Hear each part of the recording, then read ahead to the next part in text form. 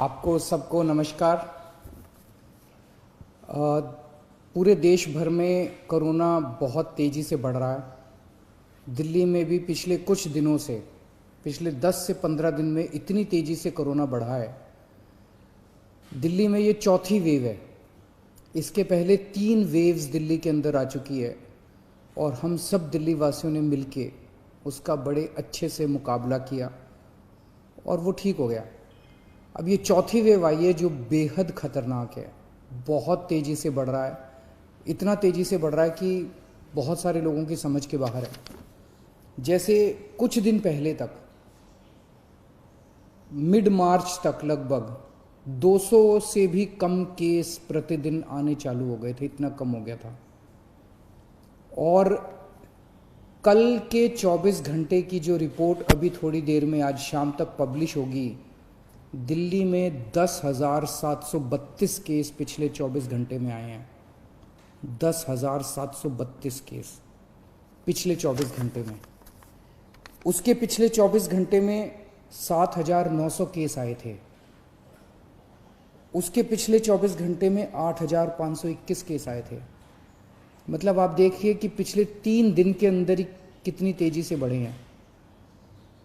पहले 2 दिन लगभग 8 साढ़े 8 हज़ार केस थे और कल 24 घंटे में 10,732 केसेस आए हैं। इसके ऊपर स्थिति बेहद चिंताजनक है, इसमें कोई दो राय नहीं है।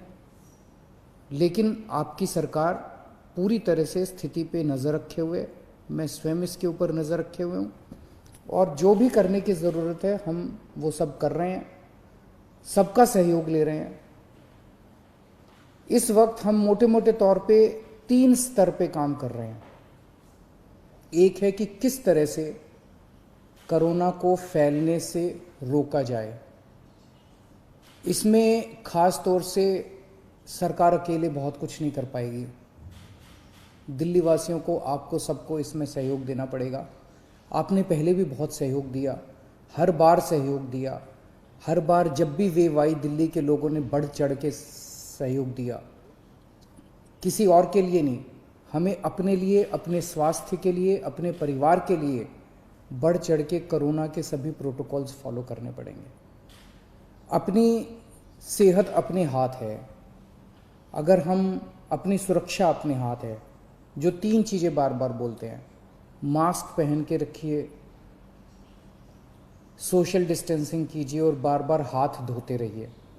इसमें एक चीज़ और ऐड कर लो कि घर से तभी बाहर निकलेंगे जब बहुत ज़रूरी होगा। कुछ दिन की बात है, मुझे पूरी उम्मीद है जैसे पिछली 3 वेव चली गई वैसे ये चौथी वेव भी चली जाएगी।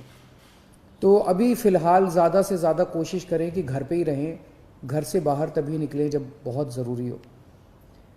हम लॉकडाउन नहीं लगाना चाहते, लेकिन कल सरकार को मजबूरीवश कुछ रिस्ट्रिक्शंस के ऑर्डर किए गए हैं। जैसे बसों में अब 50% लोग बैठ सकेंगे, मेट्रो में 50% की ऑक्यूपेंसी हो सकती है, बार्स रेस्टोरेंट्स के अंदर 50% की ऑक्यूपेंसी। इस तरह से कुछ कई सारे रिस्ट्रिक्शंस कल लगाए गए हैं। आप ही के लिए लगाए गए हैं, आप ही की सेहत के लिए, आपकी सुरक्षा के लिए लगाए गए हैं। आपसे अपील है कि उनको सबको अच्छे से फॉलो करें। तो एक तरफ हम कोरोना को रोकने की कोशिश, स्प्रेड को रोकने की कोशिश कर रहे हैं। दूसरी तरफ इतनी तेजी से जब कोरोना के मरीज बढ़ रहे हैं, किसी को कोरोना होता है तो वो फिर या तो होम आइसोलेशन में जाता है और या फिर अस्पताल की तरफ जाता है। हम चाहते हैं, पूरी कोशिश कर रहे हैं और पूरा इंतजाम किया है कि जब कोई अस्पताल में जाए, उसे अस्पताल की ज़रूरत पड़े, इलाज की ज़रूरत पड़े, तो उसे दिल्ली के लोगों को बेस्ट से बेस्ट इलाज मिलना चाहिए। किसी तरह की बेड की कमी नहीं होनी चाहिए, ऑक्सीजन की कमी नहीं होनी चाहिए, वेंटिलेटर की कमी नहीं होनी चाहिए। उसका सारा इंतजाम हम लोग कर रहे हैं। नवंबर के महीने में हम एक पीक देख चुके हैं। नवंबर के महीने में जो पीक आई थी वो 8,500 केसेस की थी। आज हम ऑलरेडी 10,700 केसेस क्रॉस कर चुके हैं। तो ये नवंबर से भी ज़्यादा खतरनाक इस वक्त की पीक है। तो हॉस्पिटल, कल मैं LNJP हॉस्पिटल गया था उसका मुआयना करने के लिए। सभी डॉक्टर्स से, नर्सेज से बात हुई, वहाँ का सारा जायज़ा लिया। मैं पूरे दिल्ली वासियों की तरफ से अपने डॉक्टर्स को, नर्सेज को, पैरामेडिक स्टाफ को, सबको हाथ जोड़ के सैल्यूट करना चाहता हूँ, धन्यवाद देना चाहता हूँ कि पिछले 1 साल से लगे हुए हैं वो लोग। उन्होंने अभी भी पूरी तन्मयता के साथ वो लोग लगे हुए हैं। कल उनसे सबसे बात की, हम पूरी तरीके से हॉस्पिटल मैनेजमेंट के ऊपर ध्यान दे रहे हैं। कुछ लोगों के मेरे पास मैसेजेस आए पिछले कुछ दिनों के अंदर कि सर हम इस अस्पताल में गए, इधर बेड नहीं मिल रहा, उसमें गए, उसमें बेड नहीं मिल रहा। वो ऐप जो हमने हॉस्पिटल बेड्स का जारी किया था कुछ महीने पहले, पिछली जो पहली वेव आई थी जून के महीने में, 6 महीने पहले, वो ऐप आज भी काम कर रहा है। तो अगर आपको अस्पताल की ज़रूरत है, अगर आपको कोरोना हो गया, अस्पताल जाने की ज़रूरत है, तो किस अस्पताल में बेड अवेलेबल है वो आप अपने ऐप से देख लीजिए। ऐप, सारे लोग ऐप डाउनलोड कर लो और उस ऐप से आप लोग देख लीजिए कि किस अस्पताल में बेड की ज़रूरत है और कहाँ। तो सीधे मरीज को उधर ही लेके जाओ, एक अस्पताल से दूसरे अस्पताल में जाने की जरूरत नहीं है, पहली चीज़। दूसरी चीज़, कुछ लोग केवल प्राइवेट अस्पतालों की तरफ दौड़ रहे हैं। प्राइवेट अस्पतालों में बेड थोड़े कम होते हैं। अब दिल्ली के अंदर पिछले 5 साल में आपकी सरकार ने मिलकर दिल्ली के सरकारी अस्पतालों को बहुत शानदार कर दिया है। दिल्ली के सरकारी अस्पतालों में बहुत अच्छा इलाज हो रहा है। पैसे वाले लोग भी दिल्ली के सरकारी अस्पतालों में जा रहे हैं। मेरी आप लोगों से निवेदन है कि सब लोग प्राइवेट अस्पतालों की तरफ मत दौड़िए। सरकारी अस्पतालों में जाएंगे, वहाँ भी आपको अच्छा इलाज मिलेगा। सरकारी अस्पतालों में भी आप जा सकते हैं। अगर आपका ऐप दिखाता है कि सरकारी अस्पताल में बेड खाली है तो सरकारी अस्पताल में जाइए, लेकिन अस्पताल में तभी जाइए जब आपको ज़रूरत हो। अगर सब लोग अस्पतालों की तरफ दौड़ने लग गए, अस्पताल कम पड़ जाएंगे। अगर सब लोग अस्पतालों की तरफ दौड़ने लग गए, बेड कम पड़ जाएंगे, आईसीयू कम पड़ जाएंगे, वेंटिलेटर कम पड़ जाएंगे। तो अगर आपको अस्पताल की ज़रूरत है तभी अस्पताल में जाइए, वरना होम आइसोलेशन में रहिए। अस्पताल के बेड केवल सीरियस मरीजों के लिए रहने दीजिए। अगर आप एसिम्प्टोमेटिक हैं, अगर आपको सिंपल सिम्टम्स है, ज़्यादा बीमारी नहीं है, और अगर आप अस्पताल चले गए तो आपने एक बेड ऑक्यूपाई कर लिया जबकि आपका घर पे इलाज हो सकता था। और अगर कोई सीरियस मरीज आता है अस्पताल के अंदर, उसको बेड नहीं मिलेगा, उसको बाहर वेट करनी पड़ेगी, उसकी मौत हो सकती है, सीरियस मरीज की मौत हो सकती है, उसको अस्पताल की ज़रूरत है। इसलिए मेरी हाथ जोड़ के सबसे विनती है कि कई लोग मैंने देखा वो कहते हैं जी मैं तो अस्पताल जाके एडमिट हो जाता हूँ, घर में दूसरों का ना हो जाए। घर के अंदर होम आइसोलेशन कीजिए, हमारी टीम आपके घर आएगी, आपको सारा गाइडलाइंस वगैरह सब बता देगी, ऑक्सीमीटर दे के जाएगी, आपको बता देगी कैसे होम आइसोलेशन करना है, आपके साथ हम संपर्क में रहेंगे। दिल्ली के अंदर दुनिया का सबसे बेहतरीन होम आइसोलेशन का प्रोग्राम चल रहा है, उसका फ़ायदा उठाइए आप।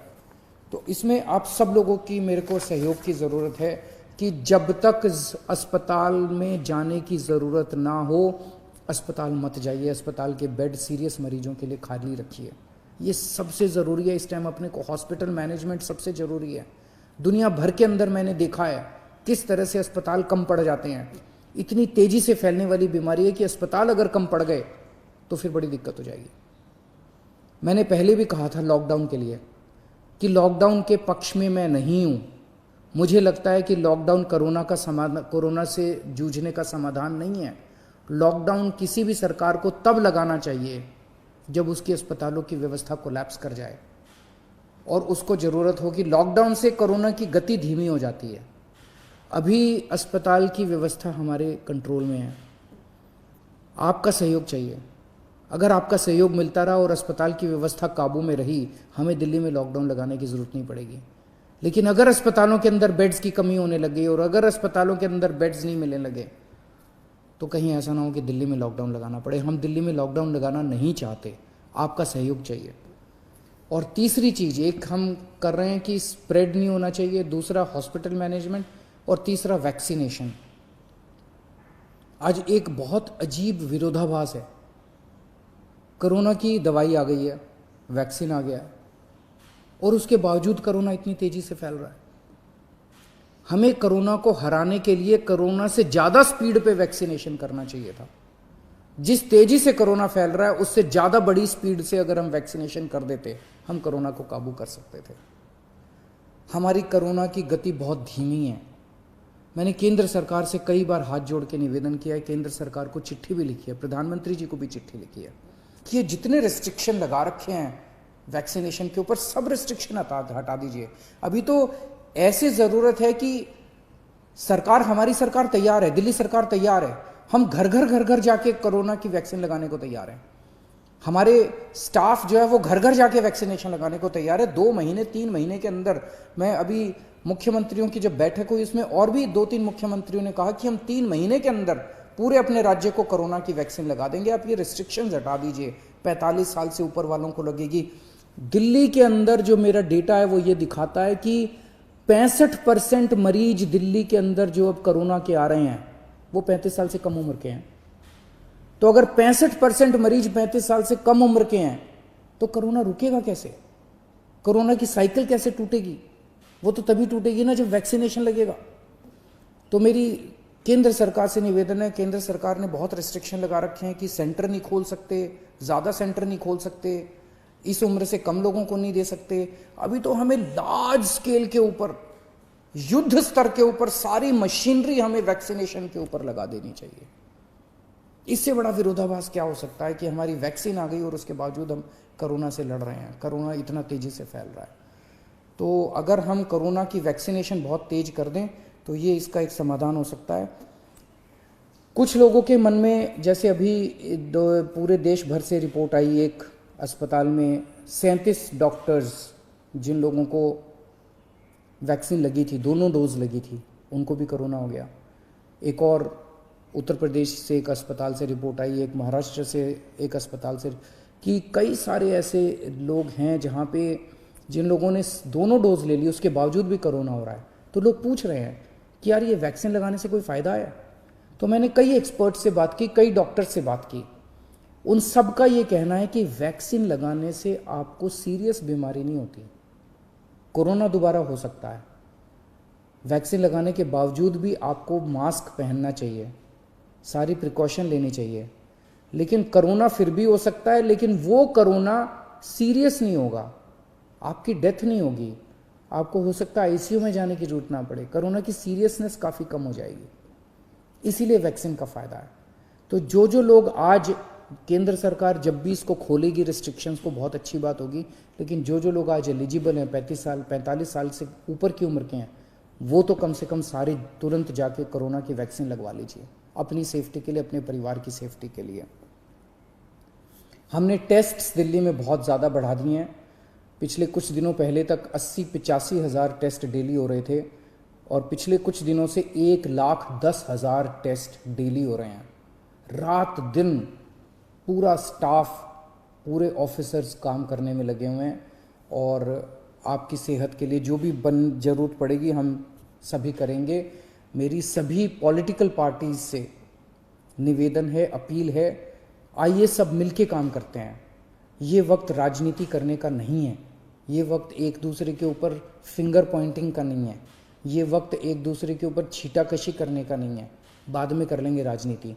सब मिलके अभी तो अब दिल्ली वासियों की सेवा करते हैं।